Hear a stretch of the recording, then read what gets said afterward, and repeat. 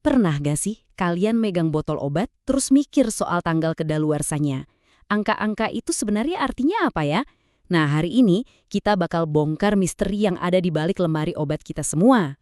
Tanggal ini kan kelihatannya saklek banget ya, final. Emangnya pas tengah malam di tanggal itu, obatnya tiba-tiba jadi racun? Atau jangan-jangan ini cuma saran aja? Ternyata jawabannya itu ada di dalam ilmu kimia loh. Jawabannya ada di satu cabang ilmu kimia yang keren banget, namanya kinetika kimia. Ini tuh ilmu yang mempelajari seberapa cepat sebuah reaksi terjadi, atau dalam kasus kita, seberapa cepat sebuah obat itu kehilangan kekuatannya. Oke, kita bedah bareng-bareng ya. Coba bayangin kimia itu kayak lalu lintas di jalan raya. Ada reaksi yang ngebut kayak mobil balap, tapi ada juga yang jalannya lambat banget kayak macet pas jam pulang kantor. Nah, istilah ilmiahnya itu kecepatan reaksi. Anggap aja ini speedometer yang ngukur seberapa cepat bahan aktif di obat kamu itu terurai. Makin tinggi kecepatannya, ya makin cepat juga obat itu kehilangan khasiatnya. Tapi kecepatan ini nggak tetap loh. Mirip kayak kecepatan mobil. Kecepatan reaksi kimia itu dipengaruhi banyak hal. Suhu itu salah satu faktor utamanya. Makanya kan ada obat yang harus disimpan di kulkas. Terus konsentrasi atau seberapa banyak bahan aktifnya itu juga ngaruh banget. Bahkan tekanan dan wujud zatnya. Apakah dia padat atau cair, semuanya bisa mengubah kecepatan reaksi. Oke, jadi sekarang kita tahu kalau reaksi itu punya kecepatan. Terus gimana caranya para ilmuwan bisa memprediksi kecepatan itu? Ternyata reaksi kimia itu ngikutin pola atau aturan main yang bisa ditebak. Namanya orde reaksi. Aturan yang paling simpel itu orde 0. Bayangin deh lilin yang lagi nyala. Mau lilinnya masih baru atau udah mau habis, kecepatan terbakarnya kan sama aja, konstan. Ya, kayak gitu. Di dunia obat-obatan, yang kayak gini emang agak jarang, tapi bisa aja terjadi.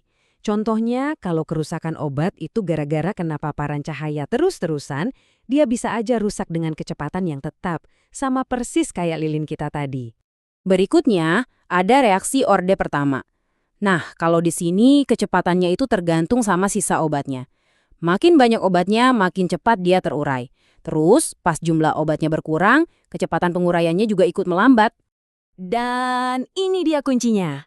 Aturan inilah yang paling penting buat misteri kita. Hampir semua obat yang ada di rumah kalian itu terurainya ngikutin pola orde pertama ini. Ini penting banget buat pembahasan kita selanjutnya. Dan biar lengkap, ada juga reaksi orde kedua. Di sini kecepatannya tergantung pada dua zat berbeda yang bereaksi atau kuadrat dari konsentrasi satu zat. Ini sedikit lebih kompleks dan lebih jarang ditemui untuk degradasi obat yang simpel. Oke, kita udah belajar soal kecepatan dan aturan-aturannya. Sekarang, saatnya kita gabungin semua kepingan puzzle ini dan pecahin misteri tanggal kedaluarsa. Ini dia momen aha kita. Kalian mungkin sering dengar istilah waktu paruh kan? Itu waktu yang dibutuhin sampai setengah dari obatnya hilang. Tapi di dunia farmasi, yang paling penting itu ternyata bukan waktu paruh, tapi masa simpan. Nah, ini adalah standar industrinya. Waktu yang dibutuhkan sampai potensi obatnya tinggal 90% dari potensi aslinya. Ini buat mastiin kita masih dapat dosis yang efektif. Jadi, ini nih poin utamanya. Tanggal kedaluarsa itu bukan berarti obatnya jadi nggak berguna sama sekali atau mendadak jadi berbahaya. Tanggal itu adalah titik waktu yang dihitung secara ilmiah, di mana produsennya nggak bisa lagi menjamin kalau obat itu masih punya minimal 90% dari kekuatan yang tertulis di label. Nah, pertanyaannya, gimana caranya para ilmuwan bisa sampai ke tanggal yang spesifik itu? Kok mereka bisa tahu obat tertentu ngikutin aturan yang mana dan butuh berapa lama sampai ke batas 90% itu? Yuk kita intip cara kerja mereka. Mereka itu nggak asal tebak loh. Mereka pakai cara yang keren dan simple banget. Namanya metode grafis. Intinya, mereka membiarkan data yang berbicara. Gini cara kerjanya. Mereka ambil sampel obat secara berkala, terus data konsentrasinya itu diplot jadi 3 grafik yang beda-beda. Nah, tergantung grafik mana yang hasilnya jadi garis lurus, dari situlah mereka bisa tahu persis apakah reaksinya itu orde 0, orde pertama, atau orde kedua.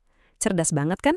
Dan bagian paling kerennya, kemiringan atau curamnya garis lurus itu bukanlah angka acak. Itu adalah nilai yang sangat spesifik yang disebut konstanta kecepatan reaksi atau disingkat K. Angka ini ibarat sidik jari unik dari kecepatan rusaknya si obat. Begitu mereka dapat angka ajaib K ini, mereka tinggal masukin ke rumus sederhana untuk ngitung secara presisi berapa lama waktu yang dibutuhin obat itu buat mencapai waktu paruhnya, dan yang paling penting, berapa lama waktu sampai dia mencapai masa simpannya, yaitu batas 90% tadi. Jadi kita balik lagi ke botol obat kita. Tanggal yang tercetak di situ tuh bukan hasil tebak-tebakan, itu adalah hasil akhir dari eksperimen yang teliti dan perhitungan matematis yang dasarnya adalah prinsip-prinsip kinetika kimia. Semuanya dirancang buat memastikan obat yang kita minum itu aman dan masih manjur. Lain kali kalian lihat tanggal kedaluarsa, kalian akan tahu itu bukan sekedar angka, tapi sebuah cerita tentang kecepatan, aturan, dan sains yang cermat. Ini jadi bikin kita mikir ya, misteri sehari-hari apalagi sih yang sebenarnya ada di depan mata kita yang nunggu buat dijelasin sama ilmu kimia.